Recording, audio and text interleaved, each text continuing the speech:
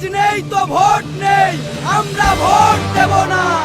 যেখানে নির্বাচন কমিশন কোটি কোটি টাকা খরচ করে মানুষকে বুথমুখী করার প্রচার চালায়, নির্বাচন শেষে 91% সাফল্য দেখায়, সেখানে পুরুলিয়ার জয়পুরের 163 ও 241 নম্বর হরতান বুথের ভোটারদের স্বতঃস্ফূর্ত প্রত্যাখ্যান কি প্রশাসনের মেরুদণ্ড কাঁপিয়ে দেওয়ার জন্য যথেষ্ট নয়? বাসিন্দারা আজ প্রশাসনের অযোগ্যতা এবং উদাসীনতাকে জনসমক্ষে এনেছে। কেন এই চরম সিদ্ধান্ত? ভোট দিতে চাননি? না না, কেউ যায়নি।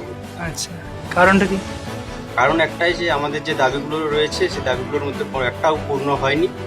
আর প্রধান যে দাবিটা ছিল যে আমাদের রাস্তা খারাপ, সেটাও আমাদের কোনো আধিকারিক ঠিকমতো কোনো প্রতিশ্রুতি পর্যন্ত দেয়নি। কিছুক্ষণ আগে, প্রায় ঘন্টা 3-4 আগে আধিকারিকরা এসেছিলেন। আমরা বলেছিলাম যদি ডিএম আমাদের সাথে এসে নিয়ে কথা বলে, কিন্তু কোথায় ডিএম, ভিডিও, কোনো কেউ আসেইনি। কিছুদিন আগে ভিডিও এসেছিলেন, কিন্তু ঠিক মতো কোনো কথা বলেননি যে আপনাদের রাস্তা এই সময় হবে। আমরাও জানি যে ভোটের আগে রাস্তা হওয়া সম্ভব নয়, সেটা সকলেই জানি।